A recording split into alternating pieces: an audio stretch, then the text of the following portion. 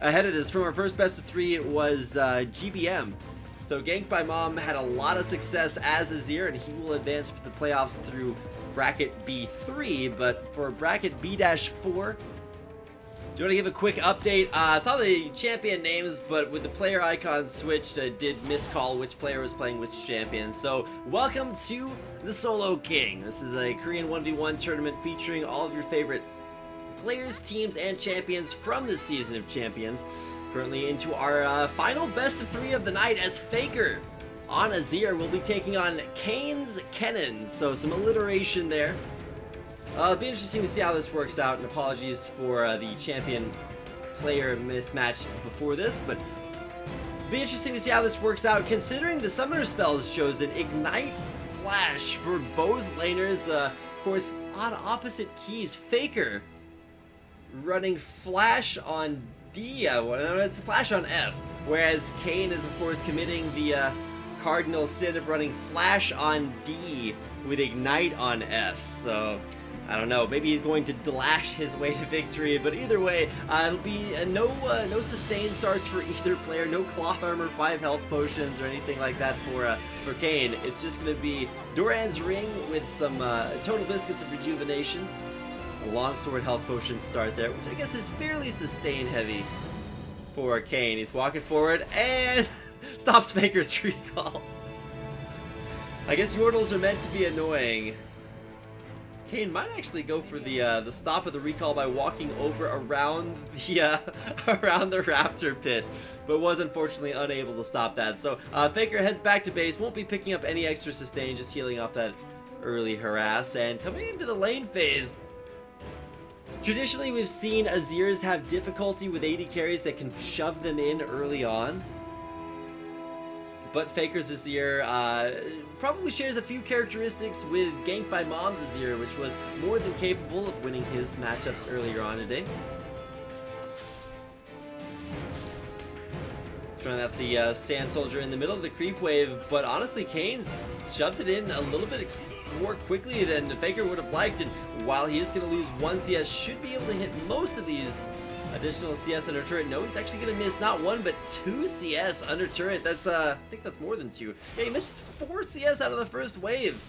Faker having some struggles here versus a Cain's Kennen, who is all too willing to just continue auto-attacking, shove this wave in over and over again, and start to get off to a little bit of an early CS lead. Of course, I can't emphasize enough how quickly small CS leads can turn into big ones, because specifically determining like the play style that the player wants to play. So for Cain on Kennen, he's going to be looking for a little bit more of an aggressive harass-based style, whereas Faker, I feel like less so harassing Cain as it is just putting on enough pressure so that he can keep the wave from getting shoved into his turret.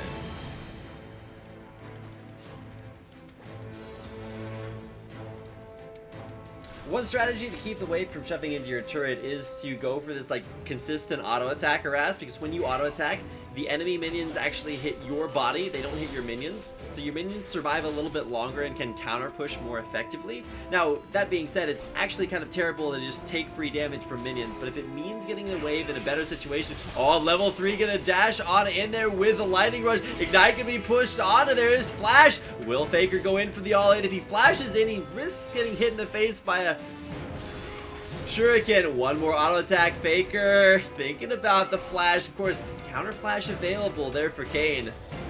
Faker hits level 4. He's going to have a big health advantage here over Cain, but Cain will sustain in the lane.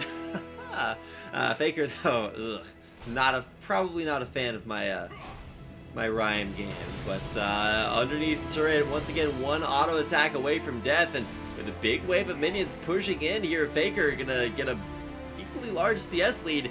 He's trying to make Cain stop his recall back from base, and it actually will stop that.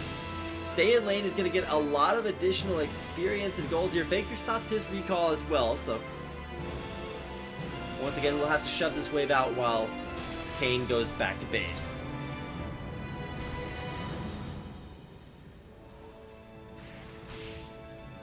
The biggest differential, at least this early on, was CS in favor of Cain, but now Faker has completely turned that around and is actually the one shoving Cain underneath this turret, really just punishing him for A, not bringing teleport, and B, having used his sustain up very early on. The ignites both burned at the same time, but with the range advantage, or at least range harass advantage off of Sand Soldiers, which, you know, don't cause Faker to take damage. Cain's, of course, back behind his turret. This is a terrible position to be in if you're Cain. And I'm not sure exactly what he's trying to accomplish here. He might have been looking for Faker to push through the turret, but Cain is just recalling out of sight. Ward placed in the lane there by Faker just to make sure that Cain is actually completely out of there. Heads back to base and whoa, a Fiendish Codex buy. This is the first Fiendish Codex that we've seen out of the entire tournament, and what's almost more interesting than the Codex is Cain's pickup of a Longsword and Amplifying Tome. If you want to count the number of items to build out of that, I mean, you got Hextech Gunblade, which we'll never see built up in time, Trinity Force as well, but all big ticket items that you're never going to see them combined into. So for Cain's Kennen, you know, Cain has been a player this tournament that has done a number of confusing things. From AP Nasus to Leona picks versus Malzahar. Maybe not things that you would necessarily expect, but we'll see if it is good enough to win this matchup. Holy hell! Sand Soldiers, while they do evaporate a little bit more quickly underneath turret, kind of mission accomplished there for Secret Agent Sand Soldier,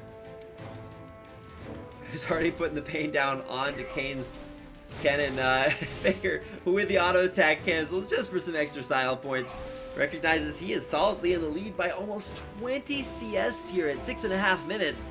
Faker might just win off CSing, kind of fighting himself here, just to pick up as much CS as possible. Now 50 to 30 CS, and more importantly, Faker's Azir kills turrets ridiculously quickly. With the use of a Rise on turrets, you get true damage on a turret just by using a skill. You can use it in between your auto attacks. So it's just an incredibly high damage way to kill turrets early on. And so Faker's got a lot of options. Does he win by CS? Does he win by killing the turret? I think turret kill might actually be a little bit more likely. Faker will have to play this carefully. There's the flash in. He's going to get a lot of stuns there. Faker will get that Emperor's Divide, but Ignite is taking down. Is Faker dead from this one? Does have to micro behind the minions just to avoid this Razor Shuriken. There's flash in there. He's going to look for the shield. The counter kill. Ignite ticking down there, but Kennen very low as well.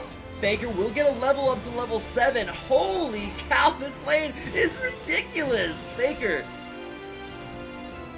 has already picked up a kill in this lane on my vocal cords, completely devastating them, and we'll look for damage on this turret, spamming out those auto attacks, and I think he just wins the game off this. There's the Arise cast on the turret, and Faker will take down game number 1. Some intense action. He'll spawn a turret of his own there, winning this 1v1 versus Cain.